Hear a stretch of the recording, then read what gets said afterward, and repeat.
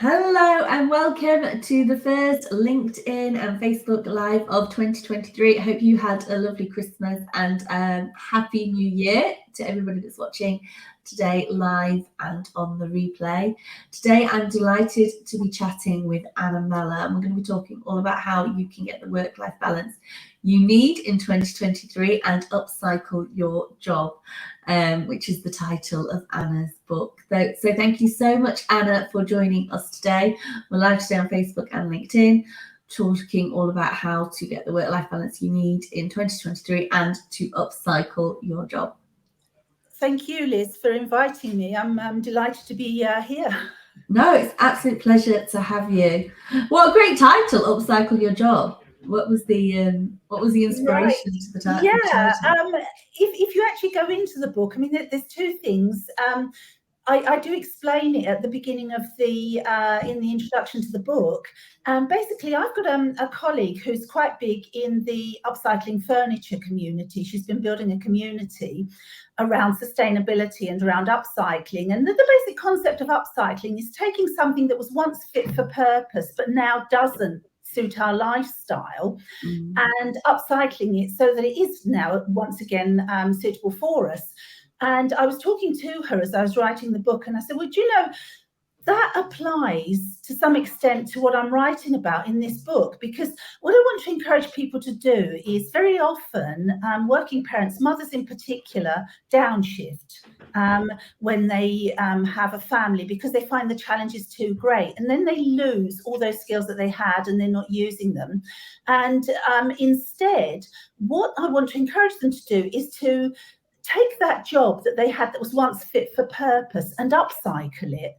So looking at ways that they can continue using those skills, but maybe in a slightly different way. So maybe working more flexibly, maybe thinking differently about the job. So that's where the title came from. It's really about encouraging women in particular, mothers in particular, to retain what they have rather than compromise and downshift. Yeah. I think that's because a lot of people, they think they want to complete, their job, maybe not for them, and they need a complete change. But actually, maybe what you're saying is true, and it's just about upcycling it and picking out the best parts of that job that they had and once loved as well.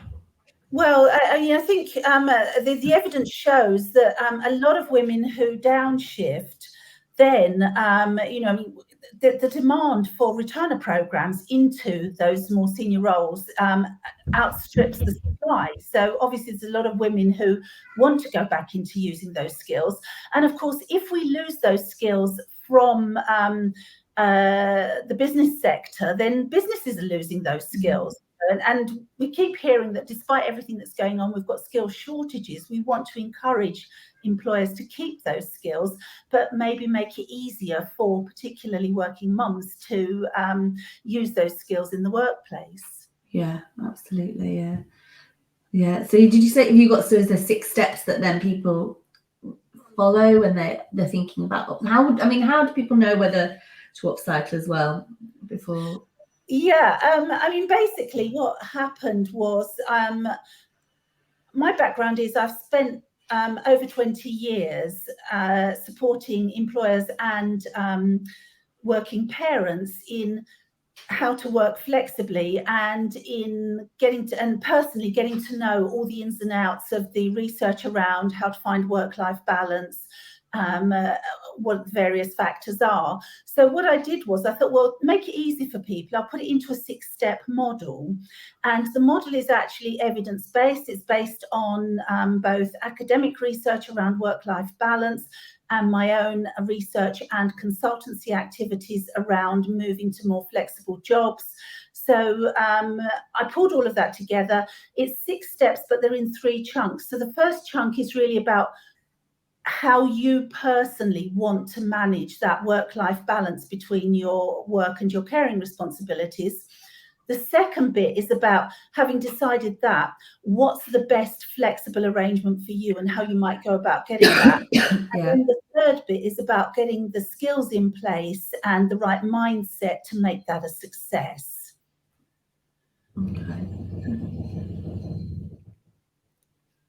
So shall I start by just talking through those first 2 steps? Absolutely, which yeah. are very much around, before you even start thinking about what flexible arrangement you might want, how are you going to balance the 2 parts, the 2 halves almost of being a parent and working?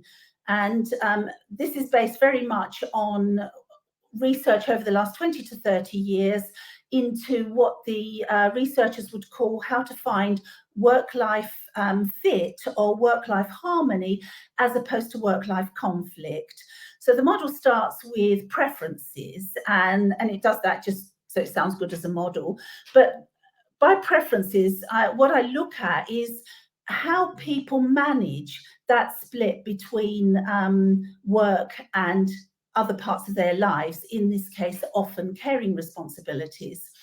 And the research shows that people tend to fall into 2 groups, although most people are somewhere on the continuum, where they either prefer to integrate or they prefer to keep the 2 parts separate.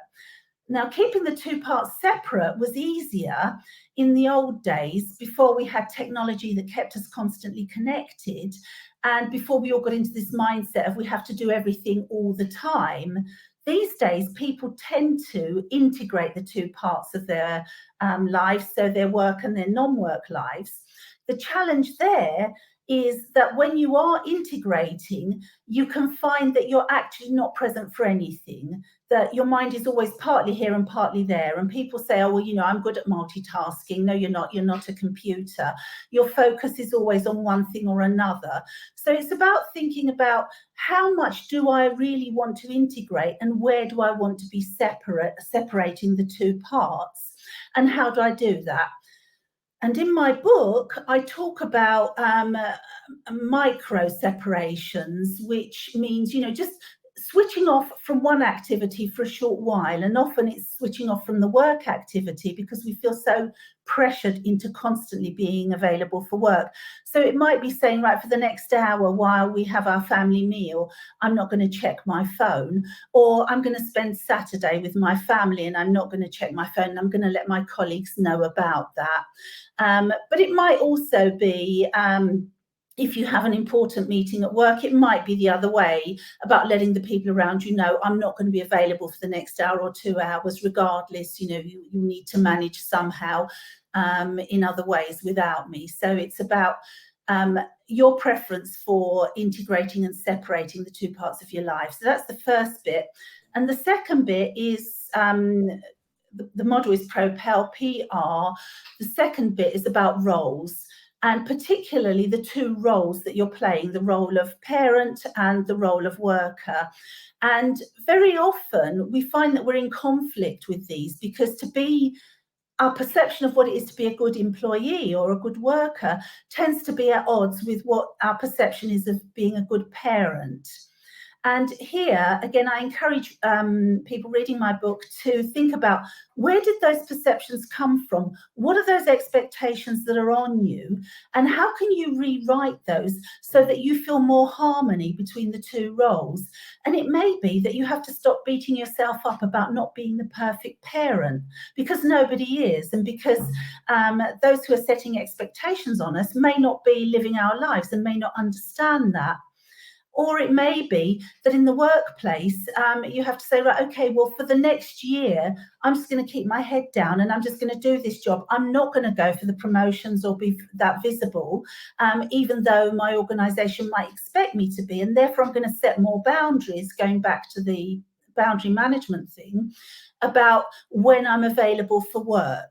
So those first 2, before we even think about what sort of working arrangement you want, because working arrangements fail when we don't know who we're being or where we're setting our boundaries. So those are the first 2 steps of the model. You've made some. Do you know? I think I was so inspired by our meeting before we started. So this morning, we talked about work-life integration, and I know that last year I was a real my phone was a real draw, and I'd be on it a lot, especially when I was with the kids.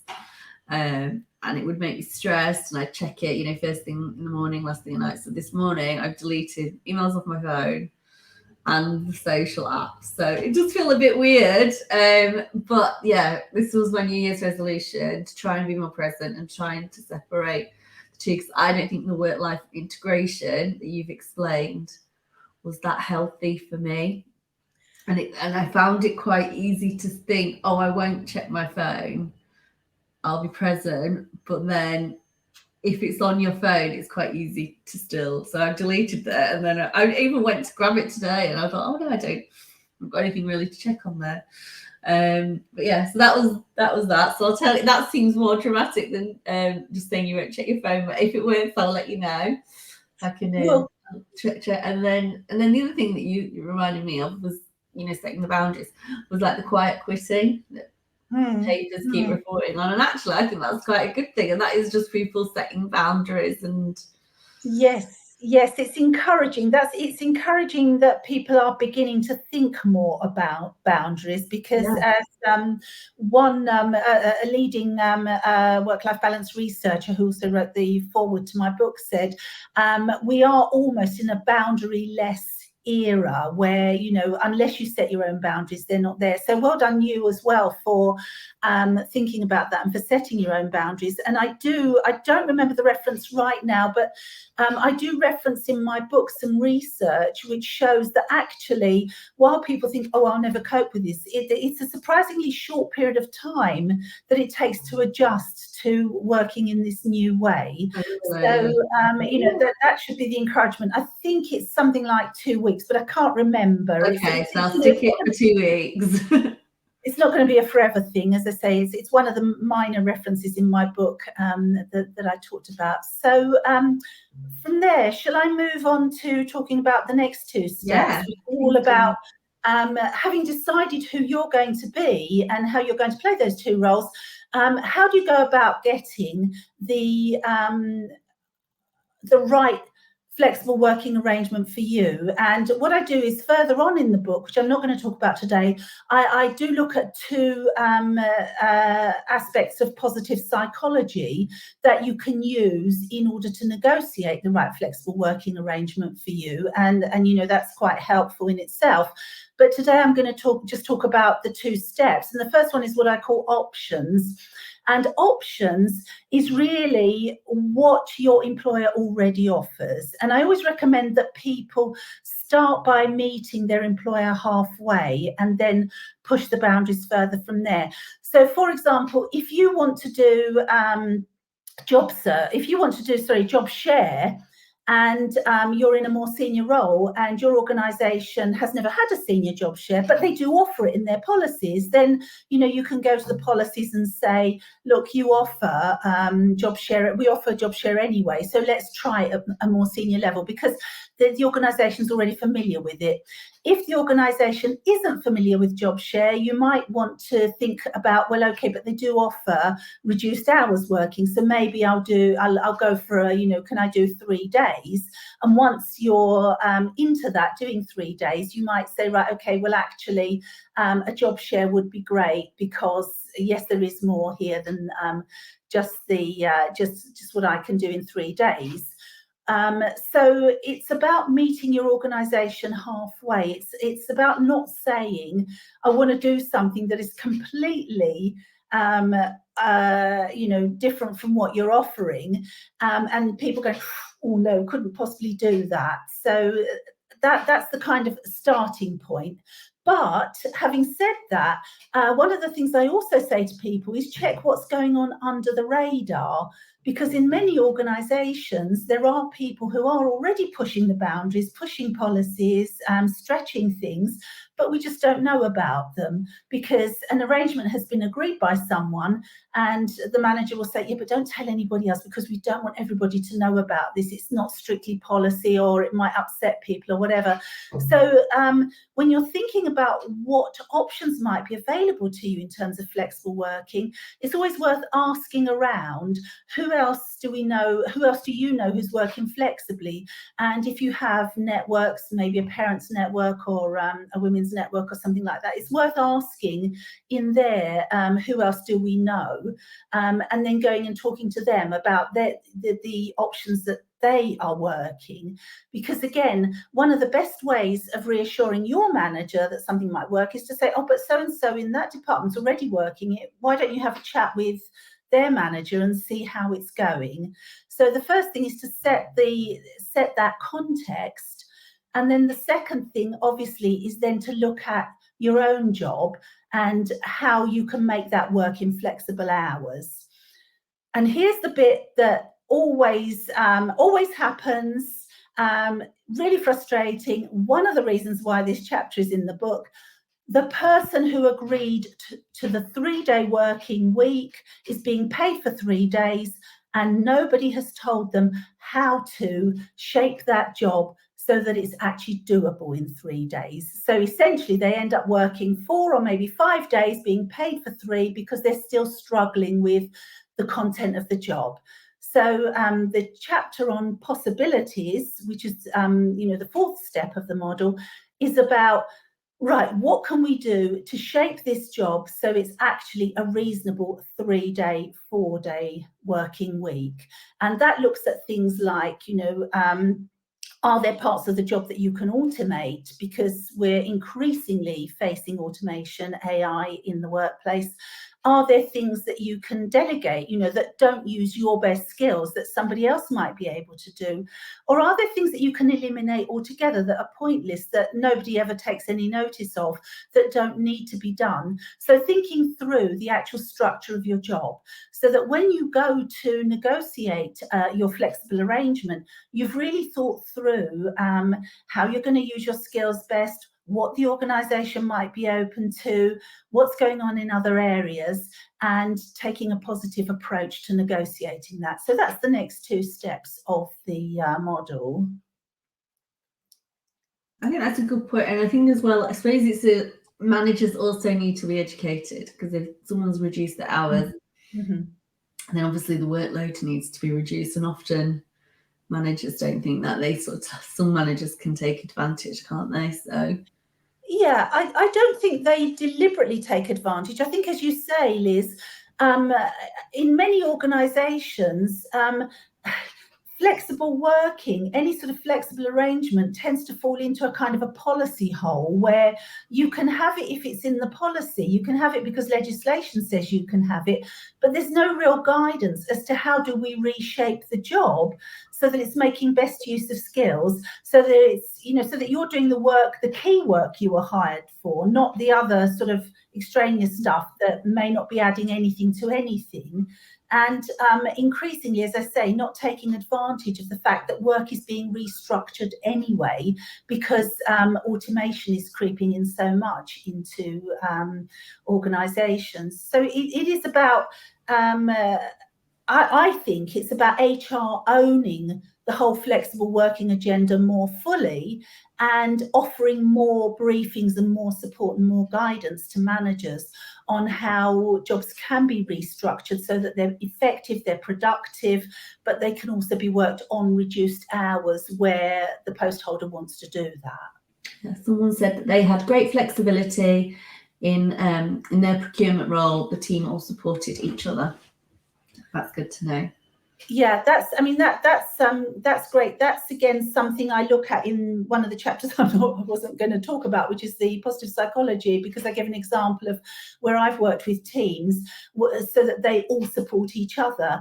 And I think, part of the finding the right balance for you is recognizing that most of us work at the team level, that in teams people have different needs. So maybe opening up the conversation to how can we all support each other to find the balance that we all need.